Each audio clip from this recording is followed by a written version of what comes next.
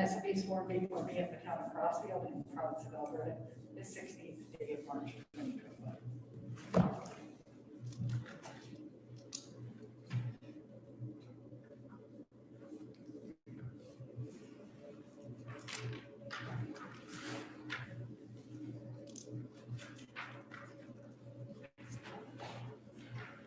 Okay, we're going to start with financial reports and county department budget requests. And starting with our green manager, Brian. Take it away, Brian. Okay.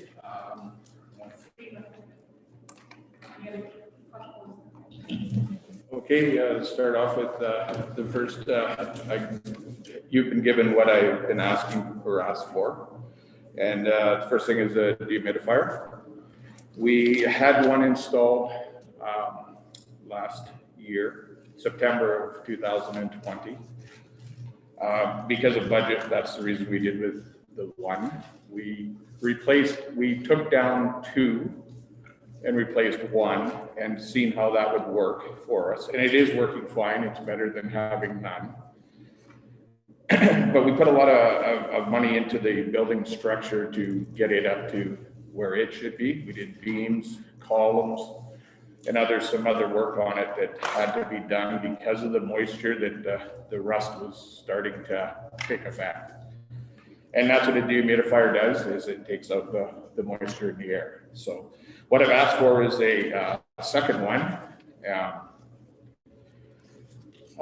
It will just help us. It will help do the job that was meant to do. These are recommended, that the type of dehumidifiers are meant to have two.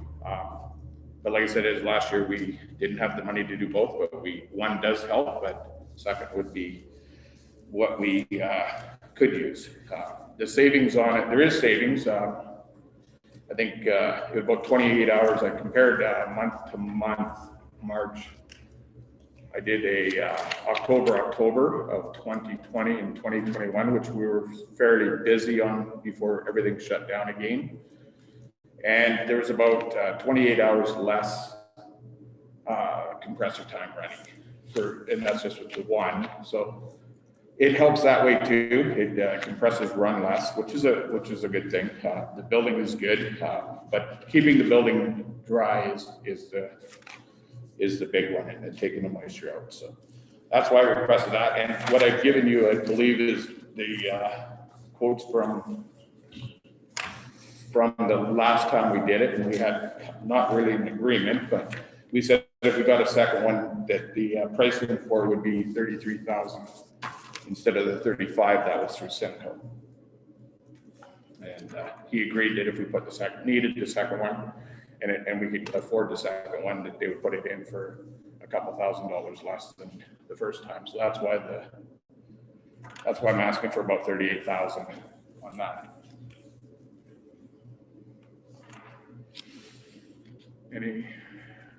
That's in July, August would be the timing of putting it in when the arena's lacrosse is done and before the next ice season starts. Anything on that one? I have some questions for you, Robert. Sure. You said there were 2 units in before. You took them both out, and what was the reason for taking well, they were 20 plus years. We had 2 people look at them, 2 refrigeration companies, and they couldn't find replacement parts. So they were broken. Oh, I don't know when they last worked. I've been around this is I think my 6th year, and they haven't worked since I've been there. I'm not sure when they didn't work last, but they were obsolete. And that's why we took them out. That's why it was done. We couldn't replace the parts. We couldn't find the parts, or they couldn't find them. I think they were bought in 2000, and I think he said I think it was maybe 1990 or something. It was somewhere in that area. I think he said the guy who did the research on this, he said actually there was 4 bought. We only got 2, but there was 4. He did the research on it. So I don't know. But they weren't working. They were up there for, like I said, I've been there 6 years and they haven't worked.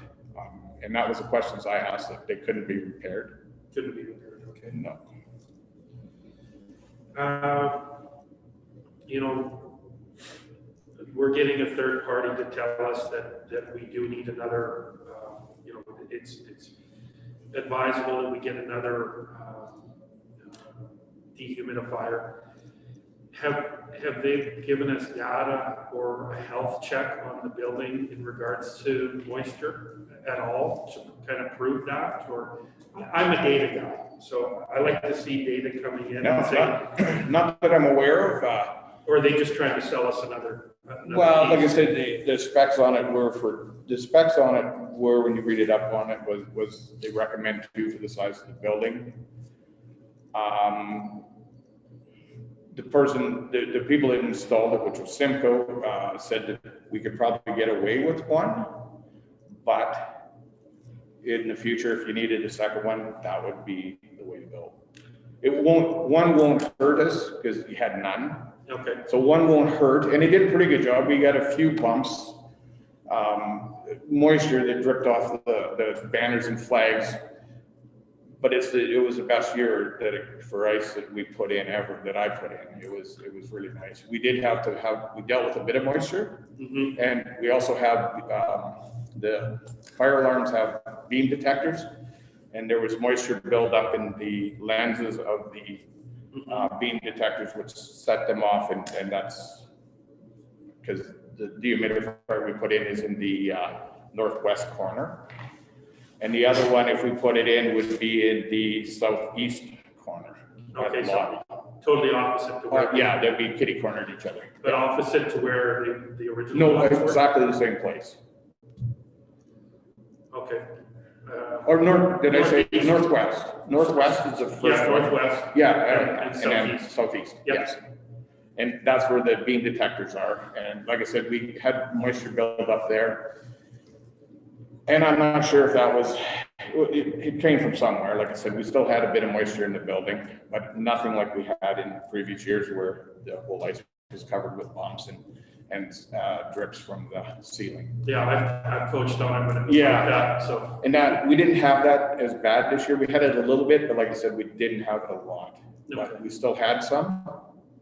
And I think, and that could be, to be fair to what I'm saying is, they didn't hook the system up till we had started the ice plant. They were late getting the ducting done, so it actually started about the same time. So I'm not sure if we would have had it a week before. I can't say. Okay. Yeah, just, you know, I'm always looking for data to make a good decision and say, Yeah. you know, it is, you know, Yeah. it's quite a bit of money to Yeah, it is. Yeah. and I see in your report, there was another one from Canada West there for a Yeah. totally different system. One was the same, and the 2 that they were going to put in was pretty much what we have now. And the other ones were mounted outside, but they got into some pretty heavy dollars. Yeah, I see that, yeah. So that's why we went with the hanging ones. We actually used the same frame from taking the old ones down. Taking the old ones out. Yeah, and use that, they could use that. So it worked out well, and it doesn't have the old ones used to have a drip hose that had to go outside, but this one has a heater inside that actually takes the moisture, heats it, and it evaporates. So it's a pretty good system and way better efficiency, but it's also 30 years newer, so. Yeah, I remember those old ones, they were. They dripped, yeah. Before, so. Yeah. Do you know when they last worked? I'll ask you that. I thought actually the one in the southeast corner was put in after, like, it was, and, you know, not even, well, maybe 10 years ago. So that's for me. I'm trying to remember when they last worked, so. Yeah, I have a question. Sure. We have structural engineer there, check over the building and whatever. And if those dehumidifiers were not working for at least the 6 years that you've been with the town, did they provide any kind of information on, when we're referring to rust and that kind of thing? Did they have any kind of information on how long they thought the rust had been building up? And did they ever say anything about a dehumidifier being possibly part of the issue? Well, yeah, they did. When they did this study on it. It was the back corners that we had to replace because they were rusted, and then underneath the stands. It might have been, from what he said, it could have been a part of the process of how they did it in the day. And I don't know if you remember, Justin, sometimes they let the ice just melt. Yeah. And that's never a good way to go. And the water went underneath the stands, and they figured that. But they also figured the corners, the back corners and the beams showed some, but not too bad on the building structure itself. And that, he said, was the rust that you get from that is from the moisture in the building. And every building has moisture, but they couldn't say how much. It was a process and the moisture. And we've had this one dehumidifier thing for 1 full year. Yeah, this is the first year. We started it up in September of Okay, so not a 2020. full year yet. Not quite. No. And a tough year to use for comparison. Yeah, that's why I had to use October, because October was pretty close in hours usage before they shut us down. That's why I used the October to October. They were both full months. Okay, thanks. So I'm just curious, if we are to go with, for the time being, with the one dehumidifier, would it be in the right location for the entire range around one? Because right now it's in a location that's set for having two. By the people that installed it, that is the right location. Okay, even if we have one? Yeah, Okay, because you have to pick ones. It could have been there, it could have been at the front. all right. Yeah, that's the way they're mounted, that's how they're put up. And I took their engineer for their word too. So. Thanks, Brian.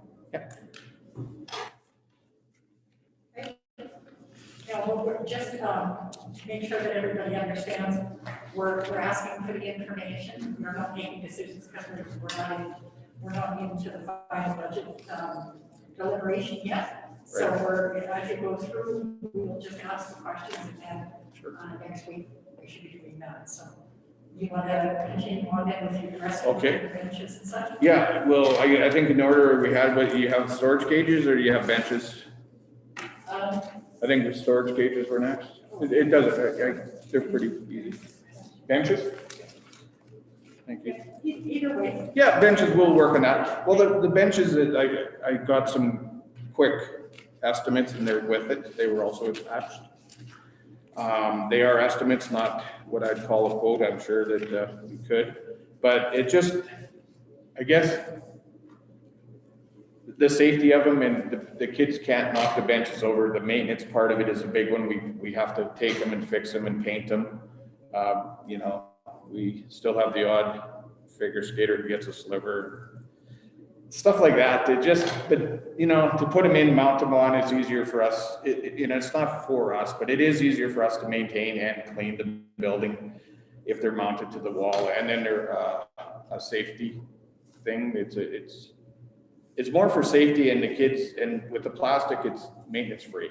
You put them up once and they'll be there probably as long as dressing rooms will be there. So,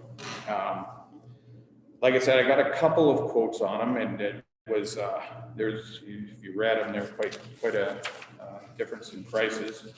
And that, I guess, is changing because the price of metal and plastic is going through the roof. It all comes out, I didn't realize it, but both told me it comes out of Texas. And I guess it's a day-to-day thing.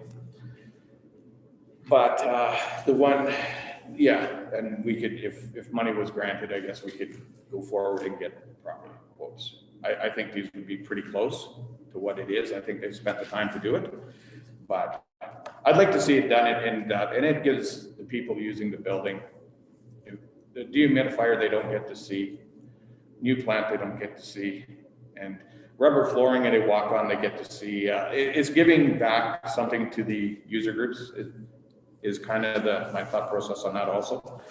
They like to see things that it's just, you know, you could spend $500,000 on a nice plant and they don't care. But they give them a nice bench to sit on, and that's it too. But it is needed. The old benches could be recycled. There's metal and wood. They would be recycled. How many benches does this 12,000 or more? I don't even know. There's board feet. They all measured them in that, but But it's 4 dressing rooms. 4 dressing rooms. Plus a ladies. Yeah, multi-use room and a ref room. And a ref room. Sort of a female, just saying. I'm sorry? Sort of a female dressing room, just saying. Well, it's a multi-use room. Yeah. No, you know, it was anybody can use it. So there's 6 rooms. Yeah, there's 6 rooms, and I'm not sure how many benches are in each room, how many feet, they did have a thing on how many feet were per room, but, Yeah. for the one quote was 290 feet of benches. So, Yeah, the one from Big Hill Yeah. has, it just has, Yeah. material and no labor, and then, casual labor has the material plus the labor. his is all in, and Big Hill is all in, that's the labor. Oh, Yeah, he just put it together, I called him in on a Friday, and he come in Monday and gave me a price. so that That would include everything. 10-7 is installed? That's installed. Okay. That was as of last Monday's time. And like I said, with the price of plastic going up, it could change, could be 10% higher. But that was that was all in. Okay. Any other questions from council on the benches? Just wondering, like, I'm just curious, does staff have time to remove everything themselves or install it themselves, or is that something you would do? Well, it's getting out of a scope of work that would take time to do. And mounting things into block is a challenge. I've seen it done right and I've seen it done wrong. Done wrong, it falls out. And, is it something we could do? I'd rather have somebody do it and call them back to remount it. Block is tough and it's old. And what about the removal of the existing benches? That they would, one said they would do it, the other one, like I said, it's wood and metal, it's easy to remove. Yeah, I'm asking, is that something staff could do? Yes, yes, we could, yes. Councilor Gustafson, any questions on the benches? No, I think that's it. I think what I've got here is adequate, so. Okay. All right. And then the last thing that I was looking at was storage cages. And that's just after we put the rubber flooring in, we moved their storage cages to the back north. I guess that would be the northeast corner, which was open and just used as nothing. So we put them back there, but they're old containers that are falling apart and they have been broken into. And a lot of the arenas, and I come from Airdrie, so some of the things that I take is from Airdrie. And they put up cages with doors and locks that they could have so they could store their stuff. It's out of the way of the users, other user groups. It's out of the way of us, the maintenance people, and it's secure. It's they can lock their stuff and have it put away. And like I said, the back northeast corner is an exit, fire exit, goes through there. So from the stands they go, and that would give them a plenty wide enough walkway, but would also keep their stuff.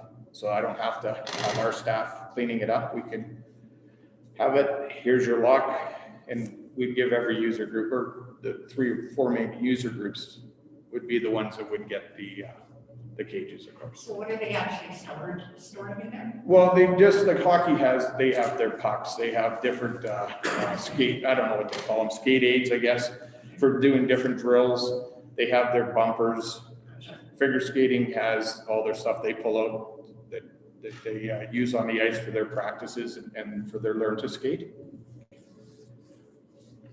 I think everybody back has a cabinet of some sort, but just to have them in cages, and they could actually put their sweaters in. I think in Airdrie, they used to put their sweaters, their excess sweaters, they could hang in there and they were safe and out of the way.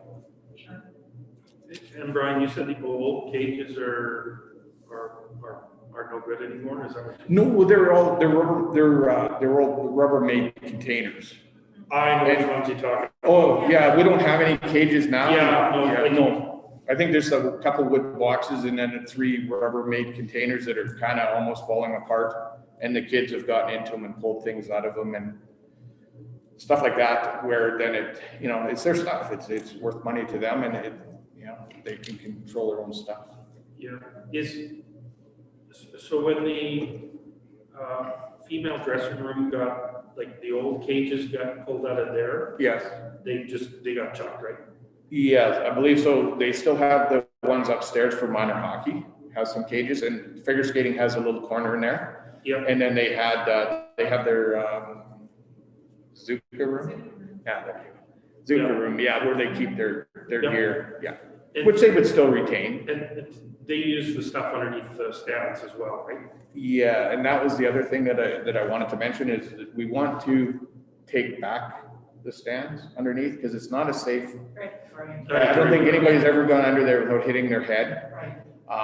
And the kids get through it, and and it's not a storage area, it's not set up, it never was. We use it, but I bet we have probably 60-70% of the stuff out from under there now. But if we gave them cages, the rest could go in there. And then we could use that to put our glass, and any materials we need, puckboard and stuff that we can use. Right. Yeah, I don't think that's safe at all, getting in there. So I'm just curious, is this something that the user groups have asked for, or is this something the town just decided to do? Well, in a way, they didn't ask their stuff to be moved to the back corner. I kind of did that to free up some space along the benches. I got a bit of a kickback at first, but they all agreed that I put chains on the gates to open. So no, they haven't really asked. Well, I've had people ask if they could put stuff in. And then I said, well, if you put in, you got to kind of match what they put in. You don't want a whole bunch of stuff. So it was kind of my suggestion to them that I would like to give them that. And So the reason I'm asking, I'm just curious, these user groups have the ability to apply for some grants. And I'm just curious if one of the user groups wants to do a matching grant for this, and they're the applicant with help from the town. And then we provide the other matching portion for them so that they have that space. sure. Just something to check in. Yeah, absolutely, yeah. I'm sure that, minor hockey is the biggest user. I'm sure them or figure skating would, I know they do get grants and we have asked in the past. Yeah, the next intake, I think, for CFEP is June 15th, so we Okay. have some time. Yeah, sure. Okay, any other questions? I was waiting. I agree with Councillor Harris on getting the user groups involved in, you can't, to the level of not designing it or anything like that. You can just say, hey, what are your wants and needs? Getting those two big user groups. The skating club, which includes figure skating and learn to skate. Am I correct, Lindsay, on saying that? That's all into one, figure skating and learn to skate? And the minor hockey program. That's pretty much the only user groups that really use the arena. Does the lacrosse, when they come in, do they store anything, or they're usually Take it. and go kind of Yeah, club? they leave nets, that's about it. But we have RMAA, the Rocky Mountain coming. Yeah, so that's another. Yeah, and then we have the Airdrie Minor Hockey. They come in for the weekends.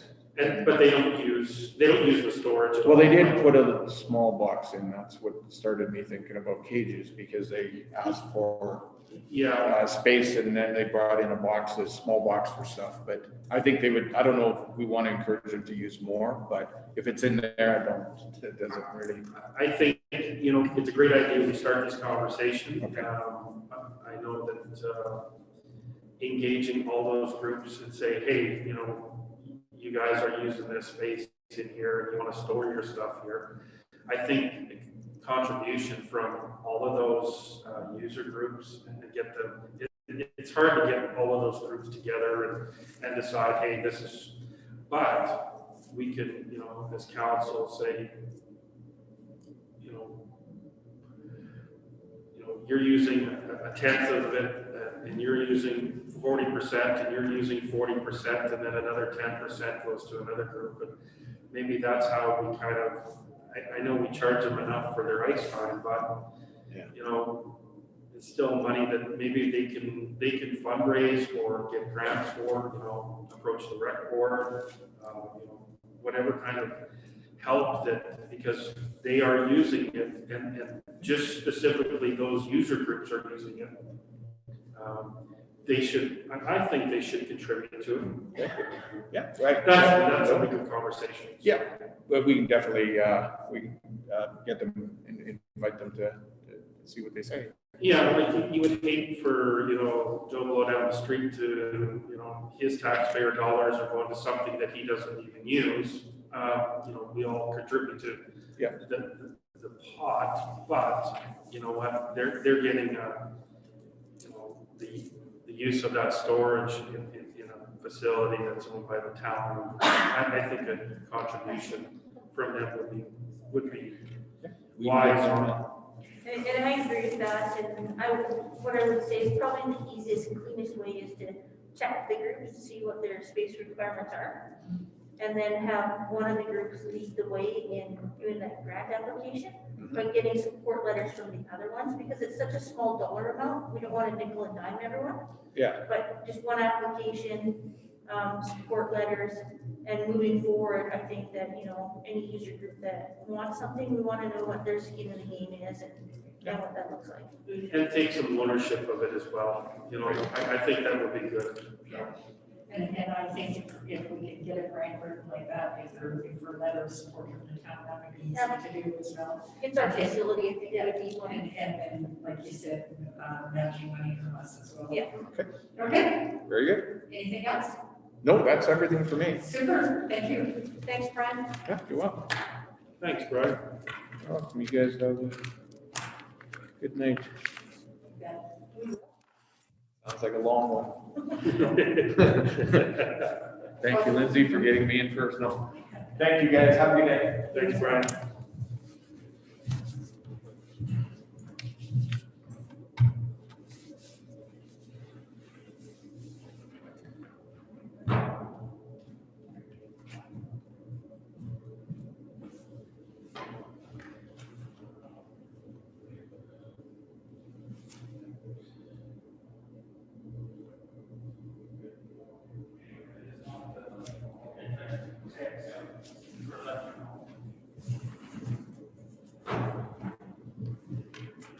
Hello. Josh.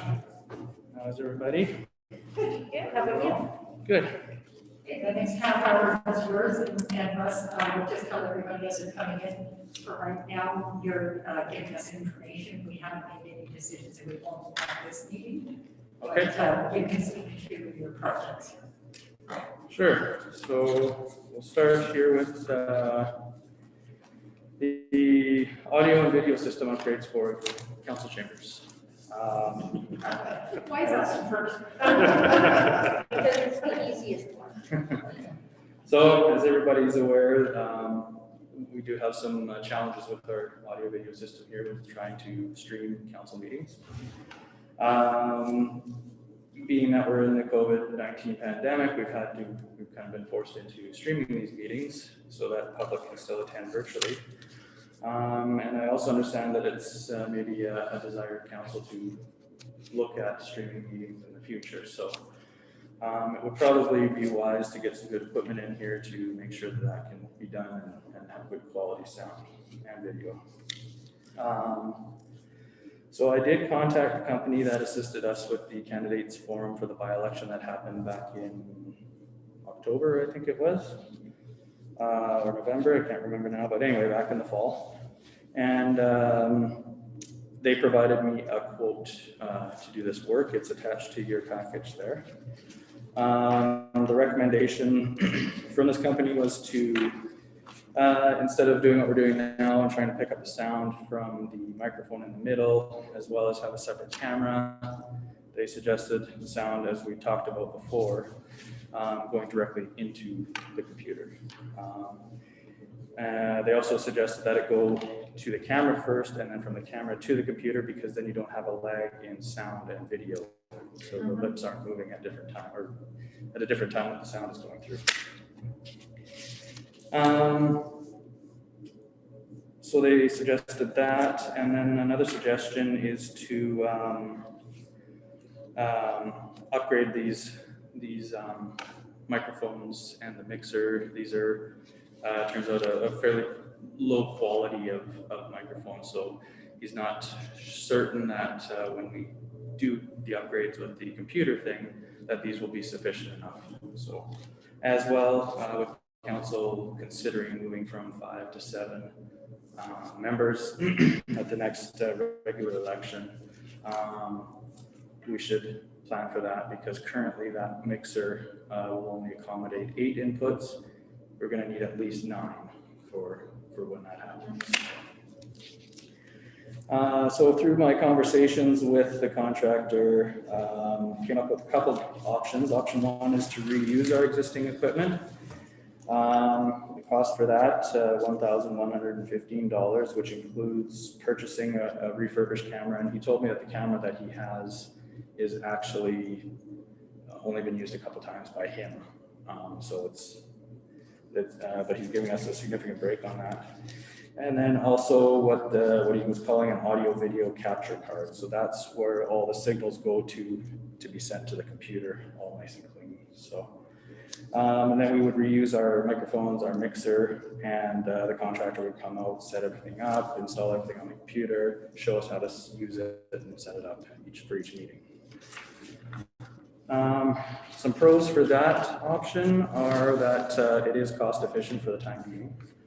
And it does make use of the equipment that we have right now. Some cons for this option is our existing equipment, like I said, is a poor quality or a lower quality.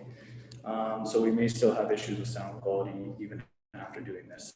And if that's the case, we would have to get him back out. We'd have to purchase more equipment, get him back out to set up more stuff. So additional cost there. And then another con is that, like I mentioned before, if we are looking to increase from 5 to 7, we wouldn't have enough equipment right now as it stands. We'd have to buy it when that time comes. Option number 2 is to purchase new equipment. The cost in the attached quote was $5,317 for all of that, which includes, again, buying the refurbished camera, the capture card, buying higher quality gooseneck microphones, purchasing enough microphones to accommodate the increase in councillors, as well as a CAO microphone and a delegation microphone. And then again, for the contractor to come out, set everything up, show us how to use it. Pros for that, it ensures that we have good quality sound and video, which is, again, especially important if we are looking to continue streaming these meetings. All of the upgrades will be done at the same time. There's no risk of having to bring the person back in and out. It will ensure that we're prepared for the expansion of council, and the new equipment can be brought with us if and when, or if or when we do have a new town office or we move out of this location. Cons for it, obviously not as cost effective right now, and we won't be using the equipment that we currently have for council meetings. My recommendation is that we go with option 2, purchasing new equipment, for the reasons that I stated previously. And the one con about not using this equipment for council, we still have use for it. We can make use of it at the community center. We can let users use them or loan them out so that they can have their meetings at the community hall. And then the camera that we're currently using, it can be used on staff desktops for virtual meetings, or we can repurpose it another way too. So it's not like we're gonna toss the equipment to the side. We do have other ways to use it. So, and then lastly, if you do want to go with a new camera instead of a refurbished one, the cost would increase by about $1,000. That's that. On the new equipment, and I know that, anything technical changes so fast, but if for any reason we decided we needed more than 9, right now, as it sits, is it easy to build one, or could it expand to, I don't know, 15 or whatever other number we might decide we need? Yes, actually, that's something I forgot to mention. The mixer that I'm suggesting we go with is a digital mixer. So you'd have a tablet on your desk, and it's got, I forget what he said it got for inputs, but it's way more, like up to, I want to say like 16 or maybe 20, maybe even more. I don't remember, but it's similar to what's at the community hall already, which has a lot of inputs and is small. It's not going to take up your whole desk.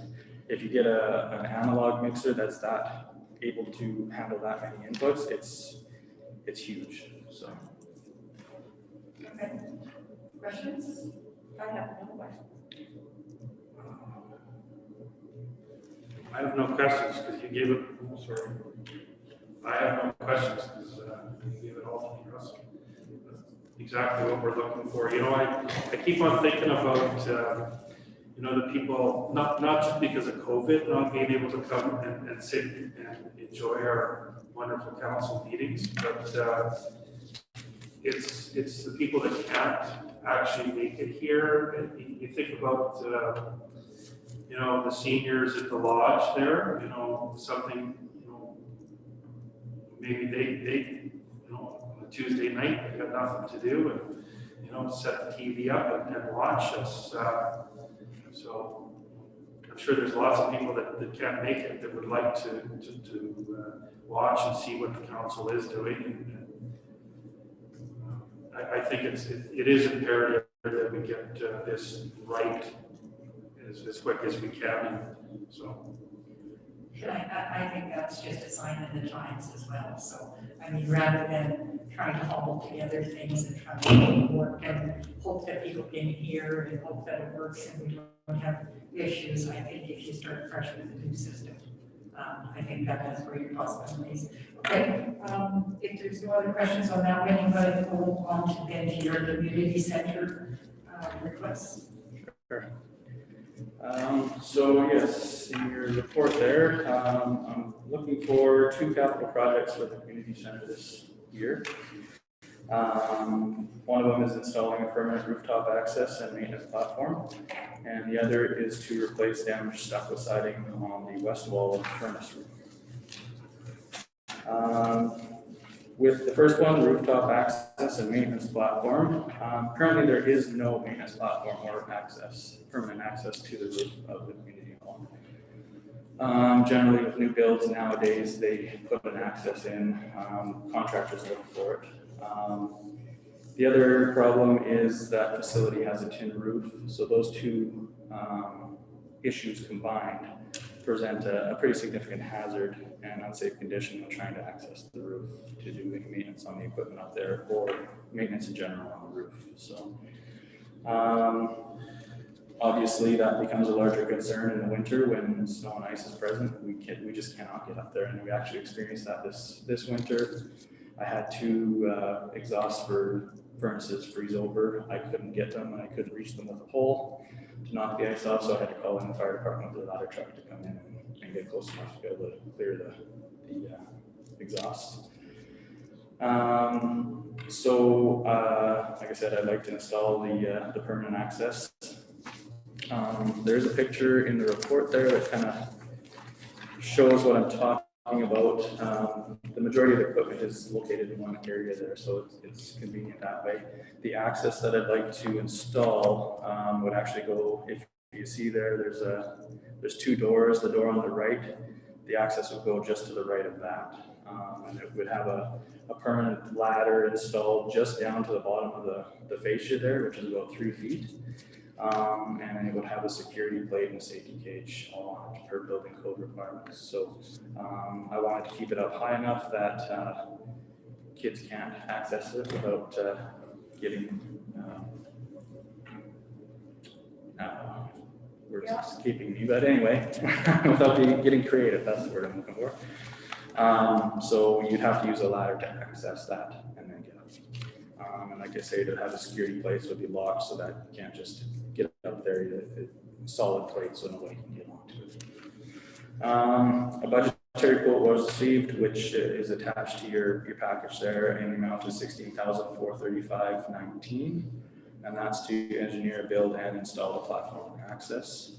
I would like to ask for an overall budget of $20,000 for the project to account for any unforeseen problems as well as potential increases in materials and engineering costs.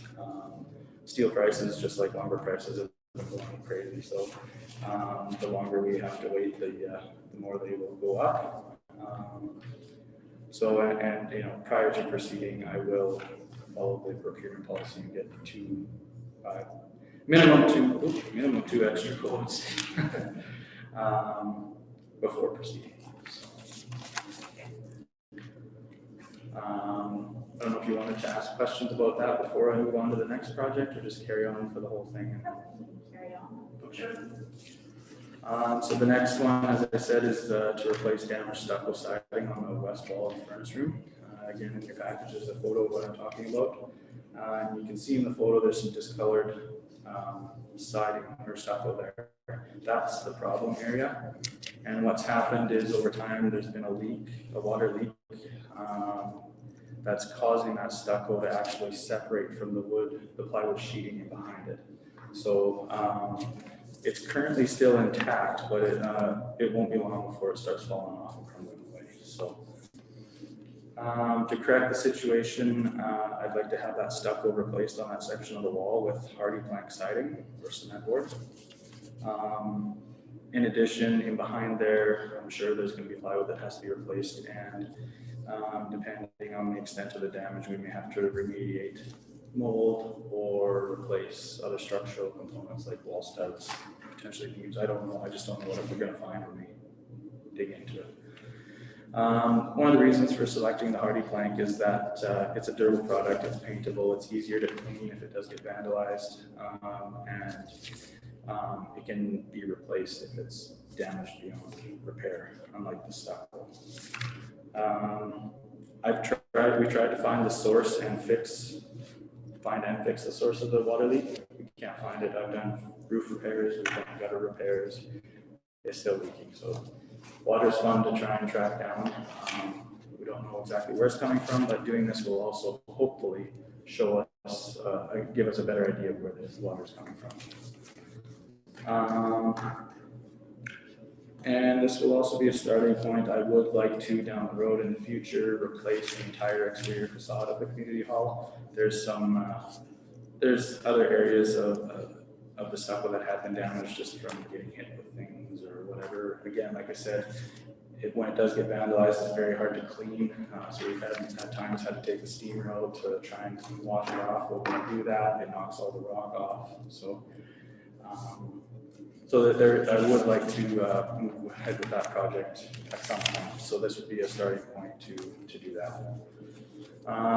Budgetary quote is attached in the amount of $3,115.12 to remove, dispose of the existing stucco and install the new hardy plank siding.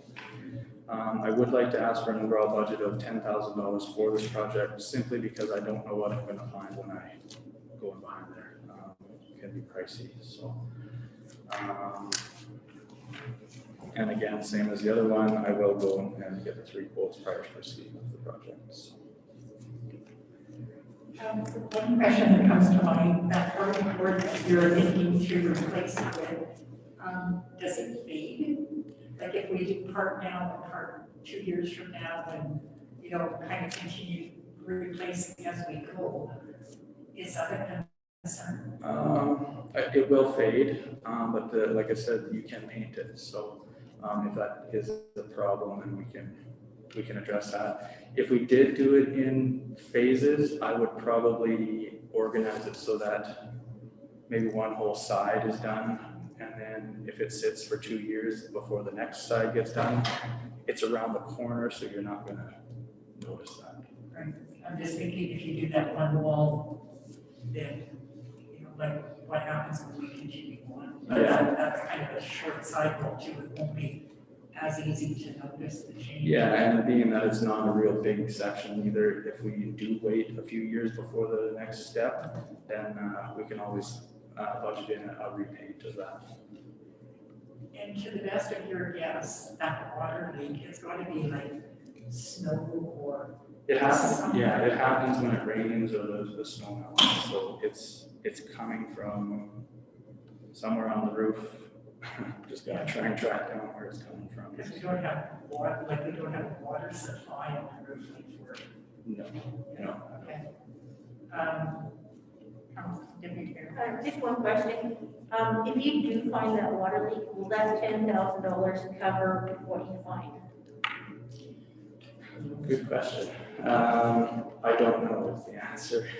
Depends on what we find. The roof isn't in terrible condition. I did have a bunch of work done to it. It would most likely be a matter of either redoing a bit of the tin on some of the joints that are up there, or I can't think of anything else right now off the top of my head, but it may be that we may need a little bit more. Okay, and then just a statement, like I really appreciate how thorough you are with your reports. Keep up that good work, and it makes it a lot easier for us as council. Will do. Well, everybody stole my thunder, so I think the reports are great, thorough, good product to use. I've already board. I know the product very well. It's the right stuff to put on there. You know, easily paintable, lasts forever. So I think it's a good start. You know, if we were to give the community center, which is the center of our town, a lot of things happen there. I think it does need a facelift. How long has that stucco been on there? Since construction. 1993 or 1991. Sorry. Yeah, so a long time. It's due, and it's probably served its life, and could start to, or a good place to start. I think it is a good product to put on there. And, it's easily maintained, and touched up, and it's a lot easier than I think stucco. Yeah. And just to give you an idea of maybe for future planning or whatever, just in the back of your brain, I did get a quote to replace the whole building, and it was, I want to say, in the $70,000 range. So just And Rusty would remember this, there was some brick that we painted on the east side quite a few years ago, and it was really, really hard to get on. And it was not, it was just regular symbols and, just designs and stuff. It was something pretty specific that we had to address quite quickly. So I certainly understand that. The other thing that I wanted to just ask for clarification on, you did say it, but I just want to make sure that I heard it. Have we replaced all the tin on the roof? we didn't replace the tin. I just had all the, I had a bunch of work done with it. So I replaced most of the fasteners. They did a bunch of work to the joints and the valleys and flashings and stuff. They fixed all that because it wasn't done properly from day one. I replaced all the around all the where the like the plumbing vents come out. They replaced all the flashings and tin around those. So The jacks. sorry, The roof jacks. yeah. So that's all been done. Currently no water leaks into the building. Right. Because originally there were cedar shakes on there, were there not? There was. That was the product of the day. Yeah. And so. That was before my time, but I from what I understand, they didn't stay on there very long. They changed it to tin quite quick. Yeah, okay, all right. So but the tin's probably 20-ish years old, 20 to 25 probably. And you think it's leaked that whole time? I don't think it's. Yeah, the whole time, trying to take the stuff along Yeah. and see the condition of it. Yeah. Can you see the staining of the leak on the inside of the building? No. Okay, all right, thank you for all that. That's All right. good detail. So the last one I've got there is sewer repairs to the library building. So just a little background on the library building for Councillors Harris and Gustafson. The renovation of the old Oliver Hotel and Bar to the new library was completed in 2017. It was a big project. pretty much gutted the entire building. The only thing really that was left from the old building was the outer walls, the foundation, the utility tie-ins, and the floors. Everything else has been replaced. The mechanical engineers at the time designed a new sewer system to connect to the existing sewer line on the floor of the basement. So, over the past couple of years, I have been made aware of a couple sewer backups, which have been cleared by plumbers, but other than that, I wasn't made aware of any other issues. Until March 1st, so just a couple weeks ago, I was in there dealing with fire extinguishers, and they informed me that there actually is a significant issue with the about an 18-foot piece of cast iron sewer line in the basement floor going up to the street. About 12 to 13 feet of it is in the basement, and the other 4 to 5 feet is, 5 to 6 feet is through the wall and into the sidewalk on the outside. What's happening is the cast iron sewer line is actually crumbling in on itself, so just flaking away.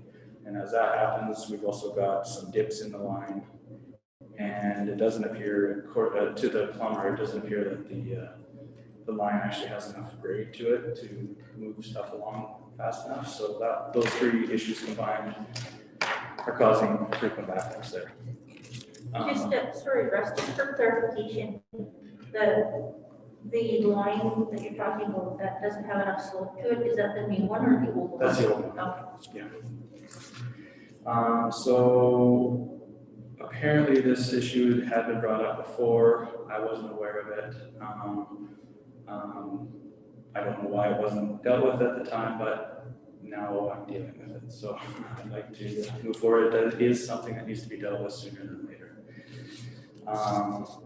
So I did get some quotes. Well, I've seeked out some quotes. I did get a quote from a plumber to do the work on the inside of the building, which was $1,144.06. That includes exposing the line, chipping away all the concrete, and replacing it, tying it all back in on the inside. I'm waiting on, at the time of this report was submitted, I didn't have a quote. I still don't have the quote. They're still working on a few details of it just because it was such a quick thing to deal with here. But apparently I've been told that I should have a quote by tomorrow morning, but I'm going to estimate that we're in about $10,000 range to excavate and do the work on the outside. So I would like to ask for a $15,000 budget on that, just to make sure that we've got enough money to deal with any unforeseen issues. In the report, I just threw in a couple pictures just to give you some reference on what we're talking about here. You can see where the line for the building goes into the floor of the basement and toward the outer wall. And then on the outside just shows the sidewalk that would have to be dug up. So the biggest concern here is that the sewer line is the old cast iron pipe is starting to fail, and if left much longer, it could catastrophically fail and collapse on itself. So that's a bad situation. So obviously we want to deal with that as soon as we can. If we don't deal with it, over time it's going to continue to flake away. It's going to cause more backups. And obviously we don't want that. So with the library reopening to the public here and expected increase in people going in there with programs and stuff being allowed to open, we could be seeing more backups as we move along here. So I would like to recommend that we proceed with replacing that line. I have a couple of questions on this. So I guess, if nothing else, it's something to think of going forward. If we're ever doing, like even at the CIBC building, that we do that right away as part of the project rather than expecting that or at least running cameras through it. The library got Jack to run a camera through there, and that's where we found out that it was starting to collapse on itself. I've asked this and just so that you know, the letter after the camera and after that second big backup that they had, November 25th, the library sent a letter to administration asking that this be looked at. So That was back in November. Yeah. When they were doing Railway Street, could they really not see when they had removed the sidewalk right to the building? Could they not see the condition of that line? And that might not be a fair question, but I find it extremely frustrating that we have all the Railway Street dug up. We're replacing lines, we're looking at all the lines that are in there. And I need somebody to explain to me how that could be seen. Yeah, I'm not an expert in that field, so I don't have a great answer for you. I do know that, when you do expose the line, they do see the outer part of it. And short of maybe sending a camera up each line, they wouldn't necessarily know the actual condition within the line, just looking at it from the outside. But I don't deal with that stuff so much, so I don't know the typical process they would follow when doing that. So doing a project like that. I guess, Mayor, you'd have to look back on the scope of work that our contractor was given and to see if that was actually added to the scope of work, is to check every line as they go along, as they're doing the connections to the main. So was that in the, maybe an external, like how much of a visual check do you want done? Like, is it a full camera check? I don't know. And that's a good point. I would, and maybe it's a high expectation on my part that if you being the contractor, Yeah. saw a line that looked like it was Questionable. well, even by the sounds of this, imminently ready to collapse. Like, would you mention it? Would you ask? Especially when it's a town building? I mean, you're doing the town project and it's a town building. That's a great question. And another thing to consider too is that it's not necessarily the entire pipe that's eroding. And it might not be. Yeah. From what we could see in the camera footage, it was about 12-ish feet from where it entered into the sewer in the basement to where it was the worst. So it might be just the section that's under the building. Yeah, and that's what the plumber was kind of thinking too, is that building's been there for so long, over time that foundation may be sunk and it puts some pressure on that. Yeah, that's usually what happens. Yeah, and that's certainly possible, and I think that would be a totally palatable explanation to me. I just want to make sure for my own mind that somehow that wasn't missed at the time, because the last thing I want to do is now dig up the sidewalk in the front. When part of the reason that I was so keen on doing the Railway Street sidewalks was to finally have some uniform look to the sidewalks instead of all. I think the saving grace is because the sidewalk's so new, when you cut a section out, and you're gonna probably want to cut almost a full section out and redo it, you won't see it. I know, but if Thank it's the cost of it. Absolutely, yeah. And it's the visual of it. You just did it, the project isn't. I agree. I agree. Questions? I would think that hindsight's always 20/20. Can we do better in the future? I think we can. And we'll learn from our mistakes, whatever that is.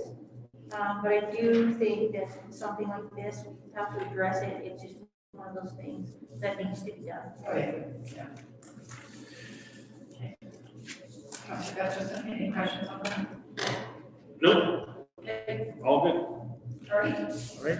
Thank you very much. Thank you. Good, thank you, Rose. Great support. Thank you.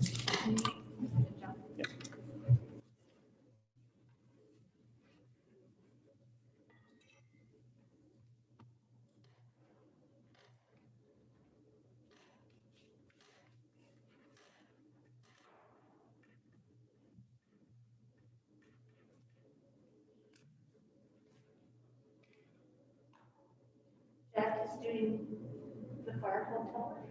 No, that's bad. Sorry, the water truck. Okay.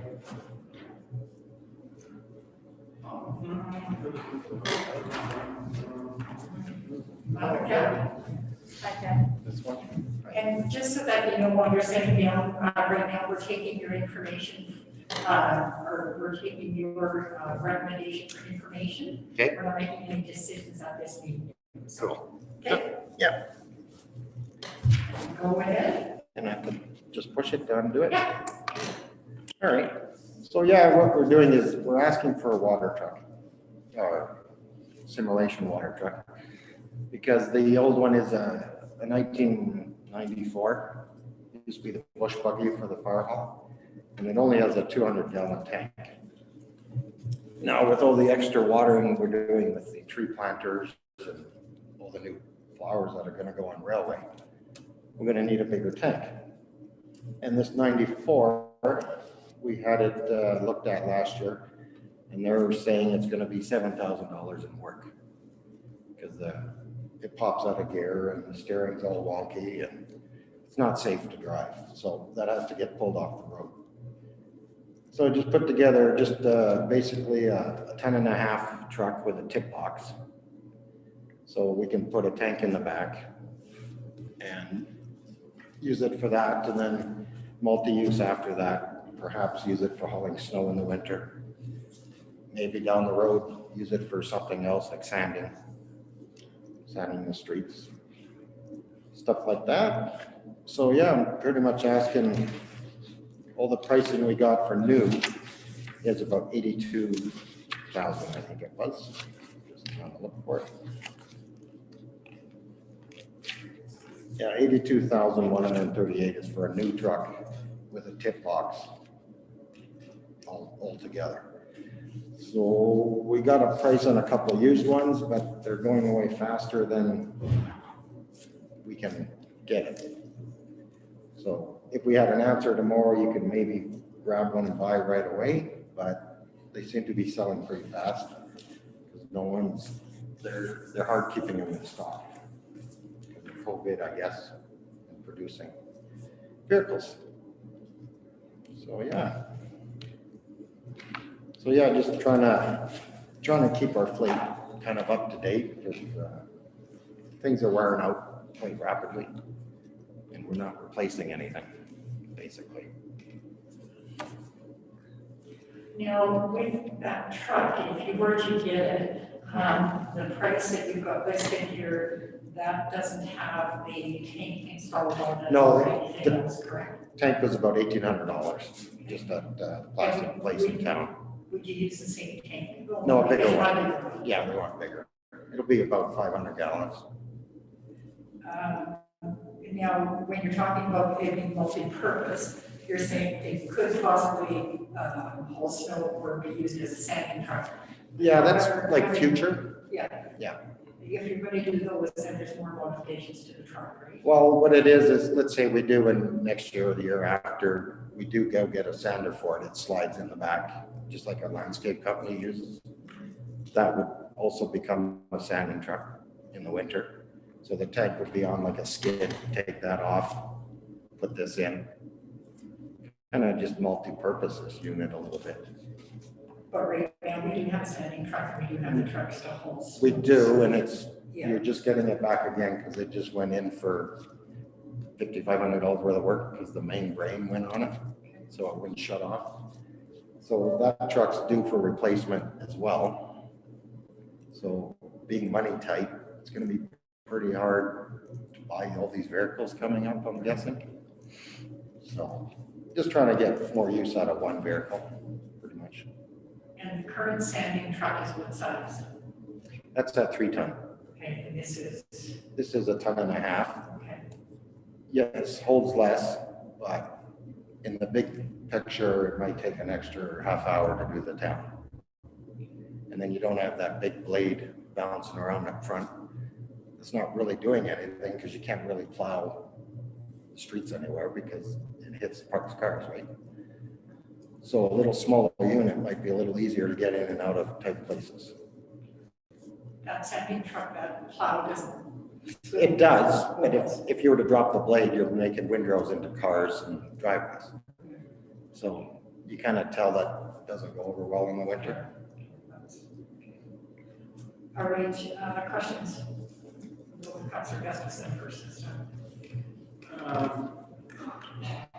Yeah, I don't disagree that we probably need to update the fleet for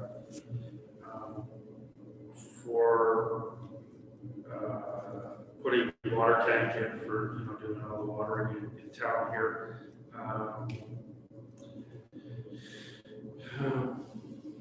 It is a lot of money for a truck. I know trucks aren't cheap nowadays, and then the price of the trucks are going up and up all the time. So, is this? See, I have been looking for one that's roughly 2 years old, but every time I find one, they say 3 days later, well, it just sold. Yeah, So I need a number where a guy can say, okay, go get it and lock it in, put deposit on it, something.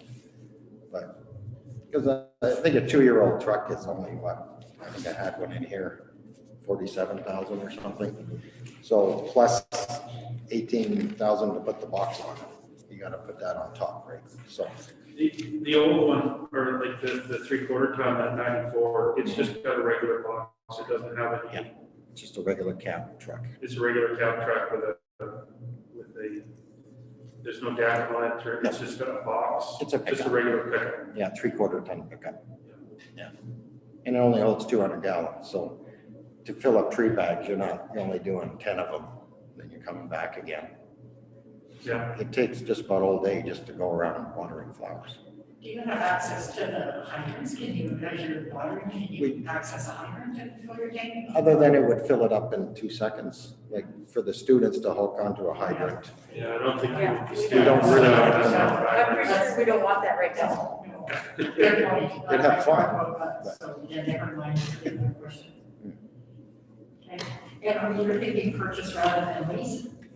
Either way, like if we don't have the money, maybe a lease is the way to go. Right, we're spreading it out and the buyout could be 4,000 at the end of the 3 years or something. We do that with the sanding truck. We've leased it because we don't have the money to buy one. Yeah, We can get that in pricing too. I don't think I have it in a price for lease. Yeah. But Okay. And the parents? So just maybe more of a statement than anything, but I would assume that if you were given this money in your budget, that you would still continue to look at a 2-year-old vehicle, but because you have the ability to act now, Yeah. once you have your budget, that might be easier yeah, for you. if I can find one that's 2 years old, the average got 30,000 kilometers. Sure. We're never going to put very many miles on it. But I want it to look nice because our town now, our truck looks terrible. It's rusty. And we got to try to present something a little nicer. And I don't mean to do brand new. And also if I do brand new, there's a chance that it's 12 weeks away because that's come from factory. Well, we're already getting into watering season at that point. So if I could find a used one, that'd be great. Great, thanks, Jeff. And I think it's a balancing act. I know that old truck has never been a beauty. No. But when you're looking at this kind of money, Yeah. then, it's a difficult decision, right? Oh, absolutely. But the fact that it's not safe is. Yeah, is that's certainly a concern. The only reason I'm bringing it up because we just can't use it anymore. Right. And I know you've asked several years in a row for that truck to be considered to be replaced, so. Okay, thank you. Perfect. Thanks, Jeff. Very well. Have a good evening. You too.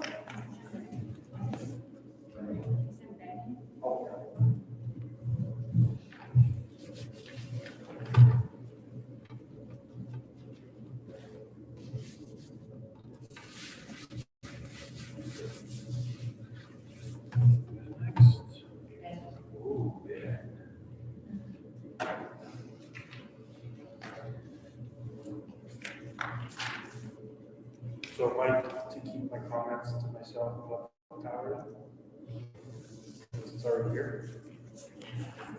Well. Would you want to have a public? Well, I mean, it's already been purchased, right? It's up. Right, so I have some questions though. Around the Afric versus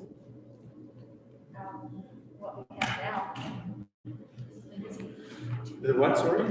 The Afric radios and the Africs versus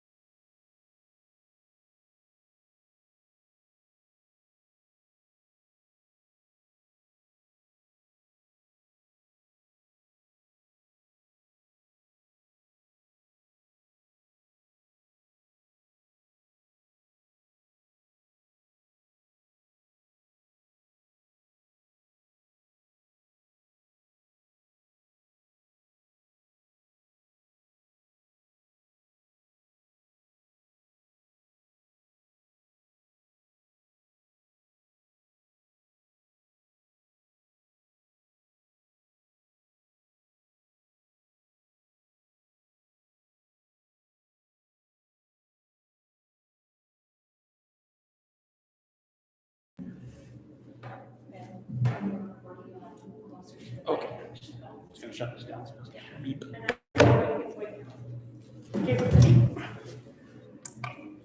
That's good to go. Okay. So Ben, if you want to open your requests, we're not making any decisions, you're just giving us information and we'll make our decisions after, okay? All right. So what we put forward was the new tower and a repeater for the fire hall. Back in the winter session, I guess, before Christmas break, I came and chatted about the failure of the repeater and the tower and moving away from the county of Rockview actually supporting that system anymore.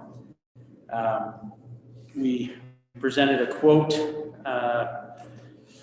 to, I guess I forwarded it to the former CEO for review. We did get the equipment quoted. The other tower since then had just about fell on the main road about a couple weeks ago. A couple of bolts had sheared off. And thanks to Jack, who phoned me and let me know that it was swaying waving at him in this hot tub. We had to get that replaced or get it fixed. So we got the guys up there and they put some bolts in. Public Works came and gave us a hand and got it reestablished. Since then, the repeater, the cost to get everything put in with a bit of a contingency was about $77,000 to get that system updated. So as mentioned before back in it was November, I guess, we chatted about the repeater and the antenna.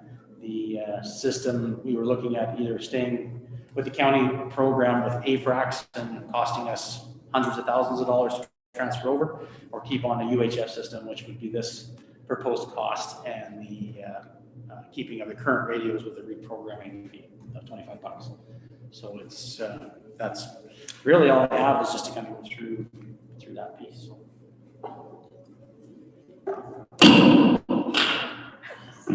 Sorry, everybody's waiting. Try not to drink coffee in my decision. Deputy Mayor Harris. Sure, just a couple of questions for you. Is the new tower already up? Yes, And when was that installed? last week. Okay. So it wasn't a repair to the old tower, you No. installed the new tower? The new tower went up, yeah, as per the approval of the former CEO. Yeah. Do we currently have any AFRIX radios? We have, so the county gave us 6 of their old ones, and we have purchased over the last few years, about an average, I think right now we are at 6, 9, 12 radios. So you have 12 in total. Okay. And, you know, it's my understanding that most emergency services within Alberta are moving to AFRIX, is that correct? The bigger centers, for example, like Calgary is not. They have access to AFRAX. Edmonton is staying on their own system. Rocky View County, Mountain View County, the only 2 counties that are close to us that have moved over.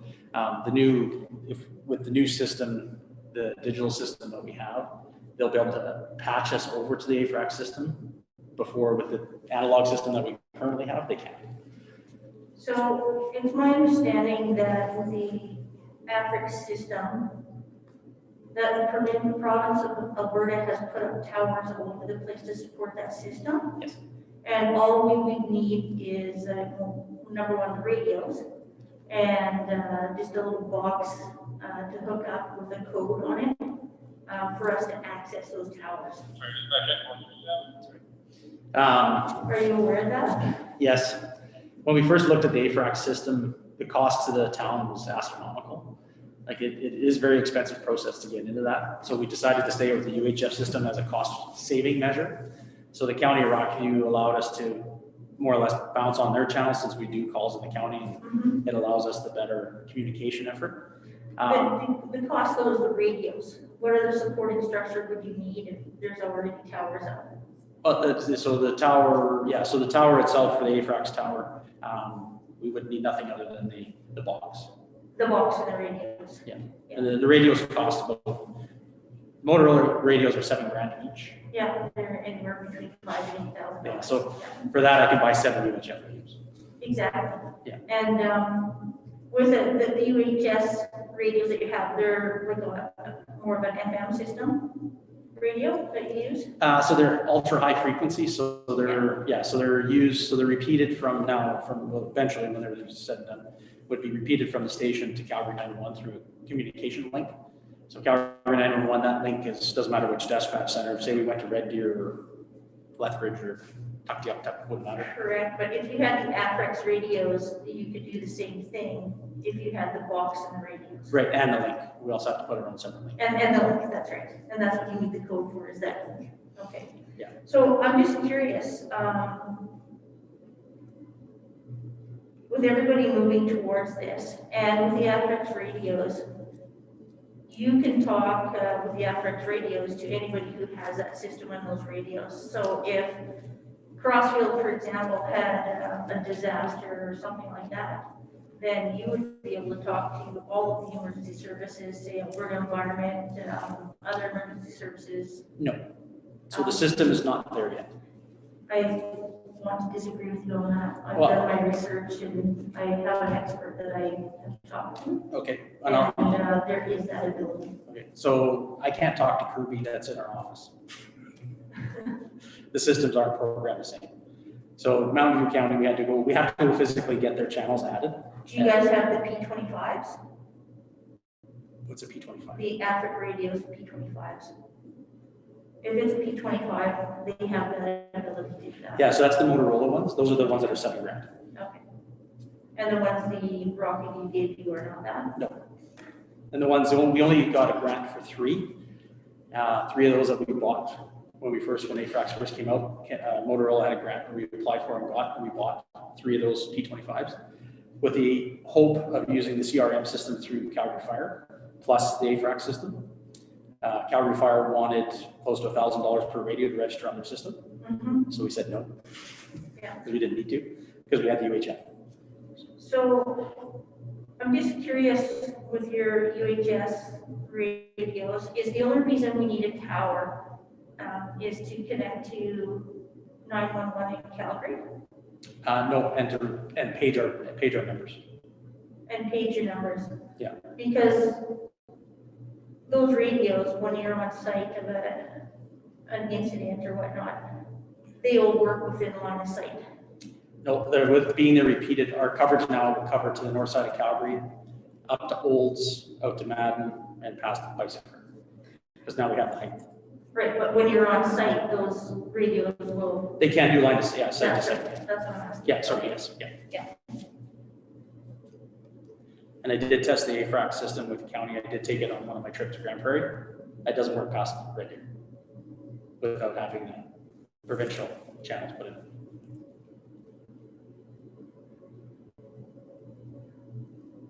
And how long do you think this system will last?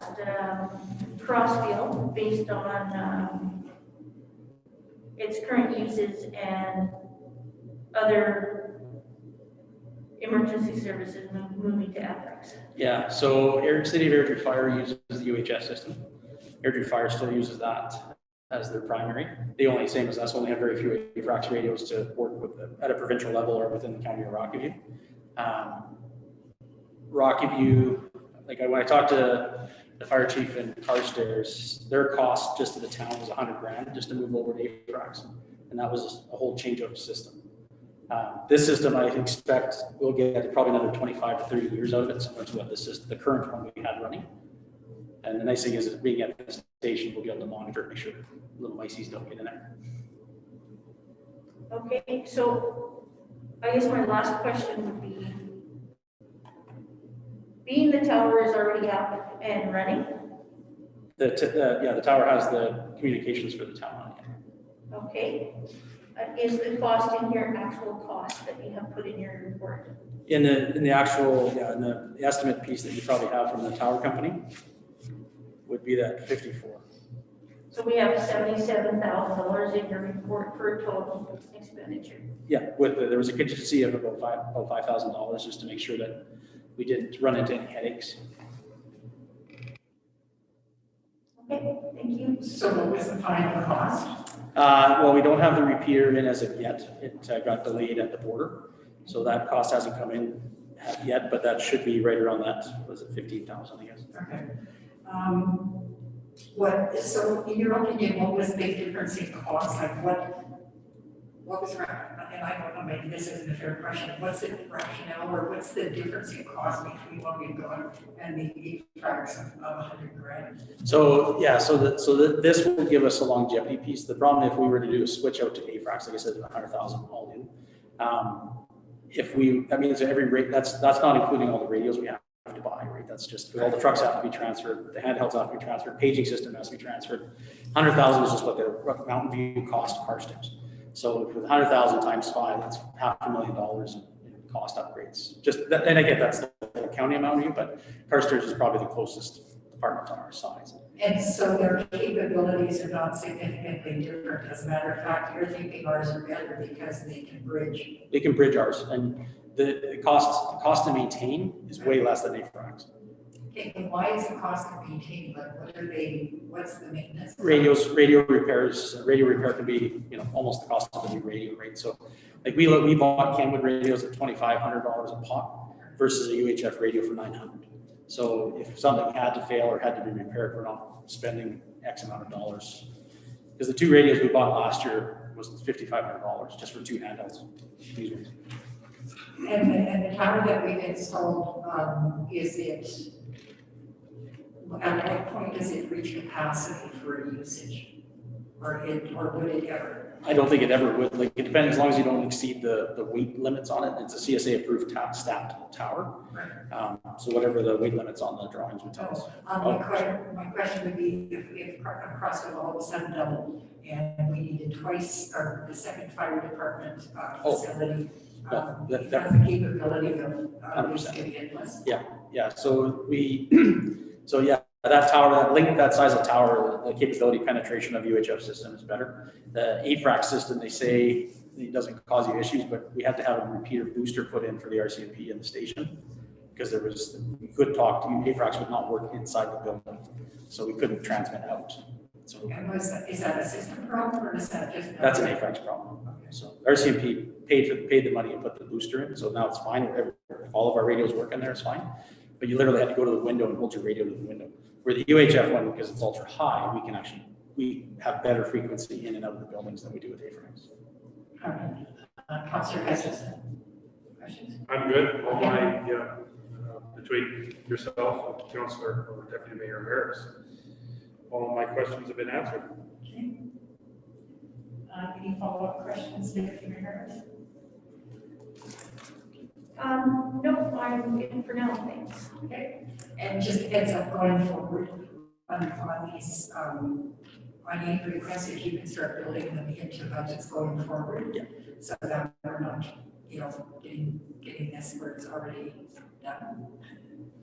And I know that you started it quite a while ago and with issues. It's just hard to have any maybe feedback or significant questions when it's already. Oh, 100%. Okay, super. Okay. Thank you very much. Thank you.